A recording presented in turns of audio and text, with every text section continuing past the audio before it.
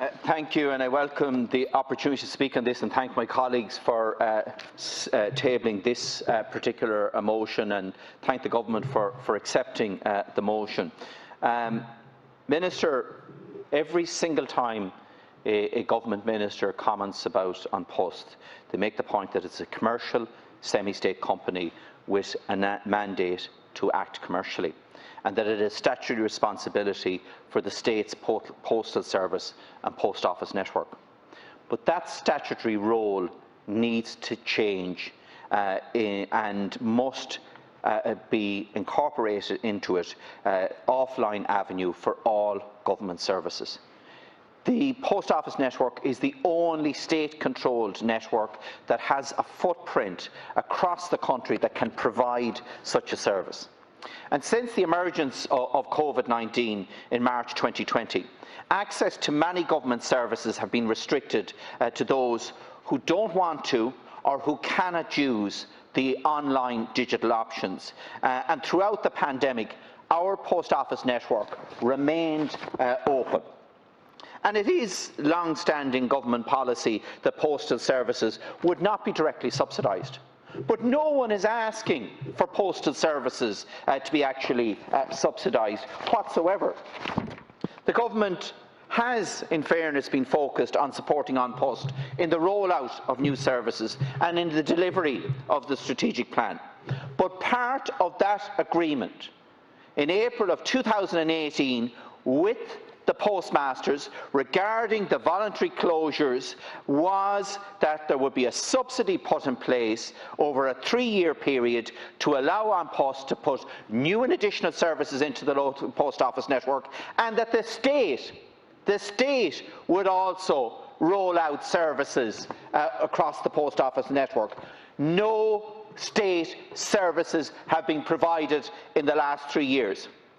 And we've now gone to a situation over that 3-year period where the government, at the end of that 3-year period, is looking at the feasibility of directing services to the post office.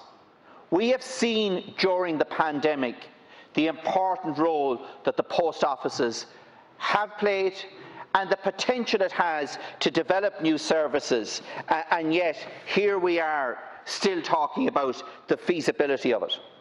Now, in January of this year, the Taoiseach published Ireland's National Remote Working Strategy, which one of its objectives was that there would be a permanent option after the pandemic that 20% of government and public sector employees would be working from home by the end of 2021. Now, Minister, how in God's name can that happen if we are still operating counter services, if we're still operating paper forms that have to be inputted physically? We can provide that service if the post office network becomes the offline option for front of office services of government, and provide that option to many, many more public servants.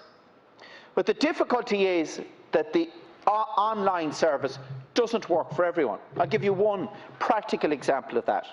You cannot renew your motor tax online unless you have an email address. Now, there are hundreds of thousands of people across this country who don't have an email address, and should they be excluded from government services because they don't have an email address or they cannot use the technology? Now, the reality is, taking services offline and directing them through the post office network would eliminate costly paper-based notices and transactions, and I've outlined this in detail in a case study in relation to the rollout of the property tax. And what we need to see now is decisive action from government to support rural communities, to support vulnerable people, and to support our vital post office network.